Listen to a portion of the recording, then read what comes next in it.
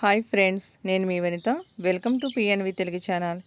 ఈరోజు వీడియో వచ్చేసి ఉగాది పచ్చడి అండి. ముందుగా మీ అందరికీ ఉగాది శుభాకాంక్షలు అండి. ఉగాది అంటేనే మనకి స్పెషల్ ఉగాది పచ్చడి. అలాంటి ఈ ఉగాది పచ్చడిని ఎలా తయారు చేసుకోవాలో చూద్దాం.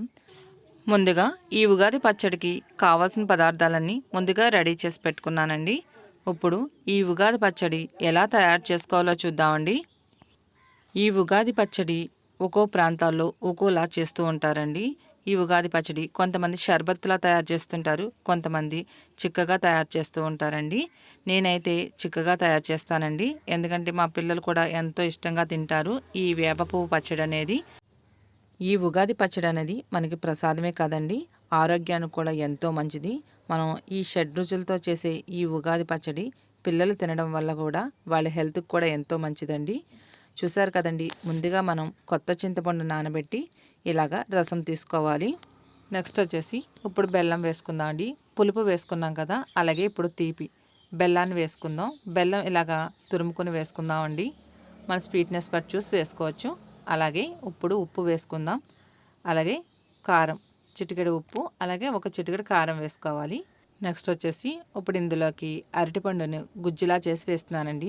మనకి ఈ ఉగాది పచ్చడి చిక్కగా రావాలనుకుంటే అరటిపండుని ఇలాగ మెత్తగా చేసుకొని వేసుకోవాలి. షర్బత్లా చేసుకోవాలంటే మీరు అరటిపండు గుజ్జు వేసుకునే పని లేదండి. అలాగే లేత కొబ్బరి ముక్కలను వేసుకుందాం. ఇలా వేసుకున్న తర్వాత ఇప్పుడు ఇందులోకి వేపుడు శనగపప్పు కూడా వేసుకుందామండి.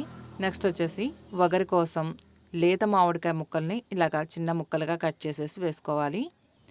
నెక్స్ట్ వచ్చేసి అరటిపళ్ళని ఇలాగా ముక్కలుగా చేసి వేసుకుందామండి. ఇలా వేసుకున్న తర్వాత మొత్తం అంతా కలిసేటట్టు కలుపుకుందాం.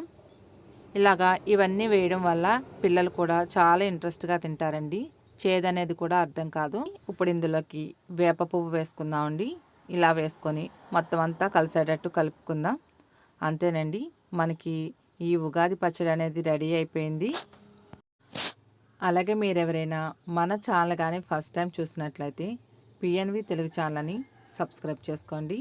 పక్కనే ఉన్న బెల్ బటన్ క్లిక్ చేస్తే నేను అప్లోడ్ చేస్తున్న ప్రతి వీడియో మీకు వస్తుందండి.